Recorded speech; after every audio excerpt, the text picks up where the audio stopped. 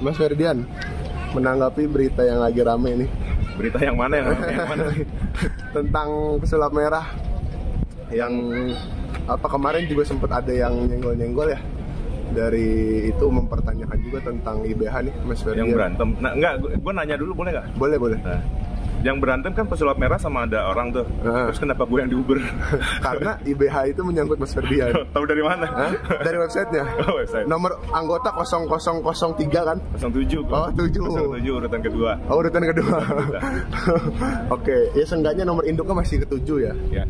Orang yang bersangkutan. Tapi sekarang saya nanya dulu, sebenarnya Mas Ferdian ini di IBH apa sih, pengurus atau seperti apa?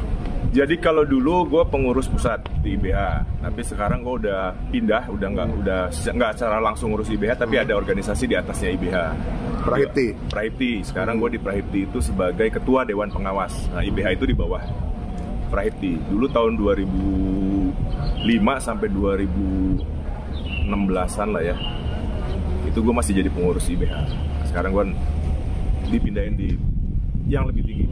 Cuman kalau di IBH sendiri sebenarnya sekarang masih aktif atau enggak sih, Mas Ferdian? Kalau IBH itu sekarang, kalau dulu kan organisasi, sekarang organisasinya itu pindah ke Prahipti. IBH itu sekarang hanya sebagai lembaga pelatihan yang bisa mengeluarkan sertifikasi untuk hipnosis dan hipnoterapi. Oh gitu. Berarti semua naungan sudah dipegang oleh Prahipti sekarang ya? Sekarang kalau untuk legalitas, untuk izin praktek dan lain-lain, sekarang udah dipegang sama Prahipti. Dulu ya, tahun 2010 sampai 2016-an IBH. Masih IBH ya dulu. Sekarang udah dipegang Prahipti. Nah, sempat kemarin juga ada mungkin istilahnya masalah ya, atau bukan masalah sih, pertanyaan gitu tentang Marcel yang katanya awal sertifikasi IBH, terus dia juga kemarin membenarkan di tahun 2012 dia sertifikasi IBH.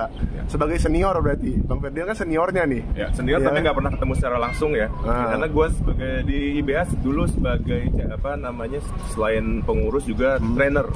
Oh, trainer. Nah, di IBH sendiri trainernya tuh banyak. Ada beberapa trainer yang bisa mengeluarkan sertifikasi. Tapi kan di satu sisi juga Marcel sempat mengeluarkan statement juga, katanya dia murid langsungnya Pak Yan Nurindra juga. Itu menurut Mas Ferdian seperti apa? Ini statementnya dia langsung ya? Ya, yang gue tahu, ya betul dia murid langsungnya Yan Nurindra, tapi bukan di IBH-nya. Itu yang gue tahu. Di Reiki Asia. Reiki Asia itu memang yang buat dulu ya Pak almarhum Yan Nurindra. Itu Marcel langsung muridnya Yan Nurindra di Reiki Asianya. Sementara IBH dulu kan presidennya, pendirinya juga salah satu pendirinya almarhum Yan Nurindra. Nah, IBH itu khusus buat mengajarkan hipnosis hipnoterapi. Nah, Marcel murid Yan Nurindra di Reiki-nya iya, Reiki Asia. Tapi hipnosis berarti bukan ya? Hipnosisnya yang gue tahu itu karena kemarin kan sempet rame ya, jadi banyak orang juga nanya sama gue. Setelah di-track, dicari tahu, ternyata memang Marcel betul memiliki sertifikasi IBH, tapi nggak langsung dari Yan Nurindra, tapi dari trainer-trainer di bawah Yan Nurindra. Di bawah gue juga sebetulnya. Oh gitu. Tapi Mas Ferdian sendiri berarti belum pernah secara, mungkin kalau IBH kan katanya juga, aku sempat wawancara Mas Eko Bando dulu, yang IBH juga, ya kan? Ya. Tahu Ustadz Eko Bando? Nggak tahu juga sih. Nggak tahu juga ya. Mungkin karena ada gap tahun juga ya, cukup jauh. Cuman maksudnya dia sendiri ngomong katanya biasanya di IBH juga ada, pasti kalau misalkan memang sama-sama anak IBH tuh pasti biasanya kenal, karena biasanya ada kumpul-kumpul kopdar lah istilahnya gitu. Enggak juga ya, karena IBH itu kan sekarang anggotanya aja udah puluhan ribu. Gue mungkin memang di angkatan pertama ya, karena ya gue juga salah satu pendirinya. Ya ke bawah belum tentu kenal. Oh, kalau ada kumpul-kumpul gitu belum tentu kenal. Oke. Nah berarti tapi bisa dibenarkan dari Mas Ferdian sendiri, berarti emang Marcel ini tersertifikasi dari tahun 2012, itu benar? Ya, jadi kemarin itu kan banyak yang dari infotainment, dari teman-teman juga pada nanya ya, benar nggak sih Marcel itu sertifikasi IBH? Akhirnya gue cari tahu. Sebetulnya kalau kita mau cari tahu itu untuk publik itu bisa lihat langsung di ibhcenter.org. Kita ketik namanya di situ keluar. Nah, ketika awalnya nyari nama Marcel Radival itu nggak ada di IBH. Setelah kita cari tahu lagi, ternyata Marcel terdaftar di IBH itu bukan pakai nama Marcel Radival, tapi pakai nama aslinya. Kita carilah, dan ternyata betul ada.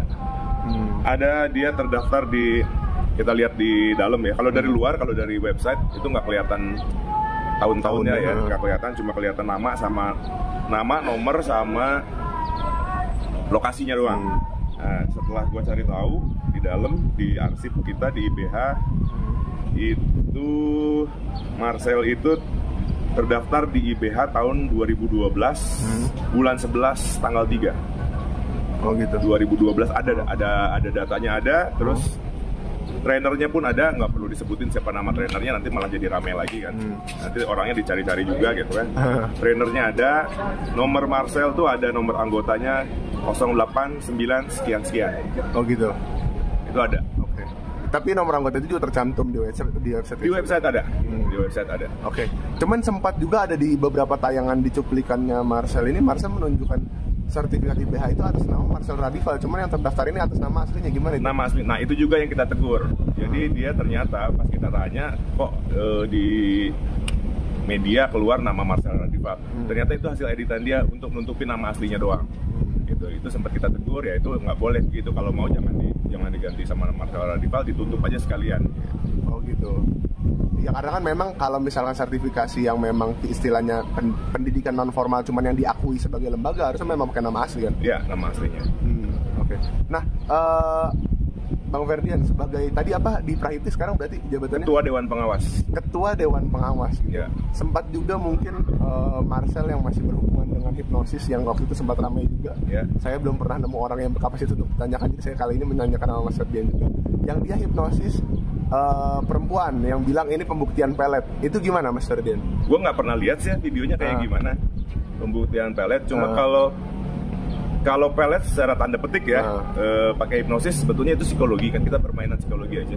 Gimana caranya ngedeketin orang biar orang suka tertarik sama kita.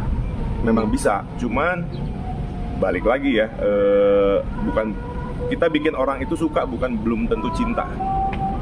Kalaupun pakai hipnosis. Kalau videonya Marcel gue belum pernah lihat yang itu. Yang dia sampai mangku-mangku cewek itu yang pernah viral. Gini, hipnosis itu tidak akan bekerja jika bertentangan dengan nilai dasar. Sebelum itu hipnosis tidak akan bekerja kalau orangnya menolak. Jadi ada kemungkinan memang basicnya orangnya memang mau dulu ya, mau dihipnosis. Yang kedua, hipnosis tidak akan bekerja jika bertentangan dengan nilai dasar. Jadi orang, misalnya nih ya, ada orang misalnya kita pakai jilbab deh misal, terus kita hipnosis, suruh buka jilbabnya. Kalau orang itu pakai jilbabnya karena iman, itu nggak bakal terbuka jilbab.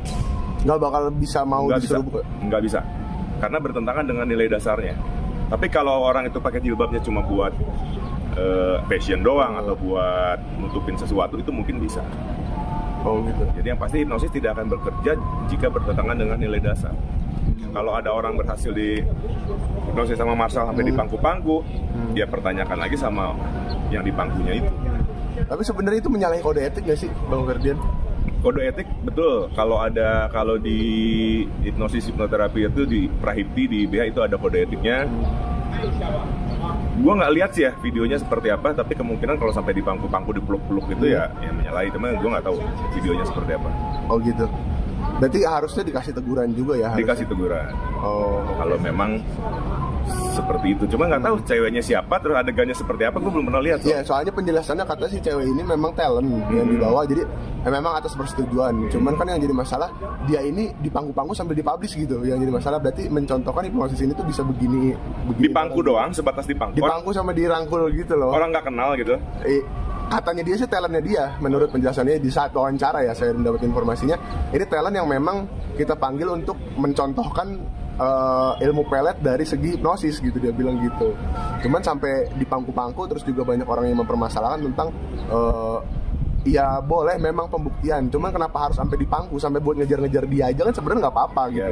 Itu sudah terbukti gitu ya kan? Nah dari Mas Ferdian sendiri berarti memang itu bisa dibilang menyalahi etik juga ya? Iya, bisa menyalahi kode etik juga sebetulnya. Cuma ya gue sendiri belum pernah lihat videonya, jadi nggak bisa komentar banyak. Oke. Nah sempat juga kan kemarin saya nanya-nanya sama kembali lagi ya, ada Ustadz Eko juga, terus bilang juga memang berarti kan Mas Ferdian ini juga salah satu orang yang memang kenal dekat juga dengan almarhum Pak Yan. Bener? Banget. Beliau itu buat saya bukan hanya sebagai guru, tapi sahabat, teman, bapak. Udahlah, kita main bareng, tidur bareng. Kalau keluar kota kemana kan bareng-bareng, selalu bareng-bareng. Dekat banget. Nah, Mas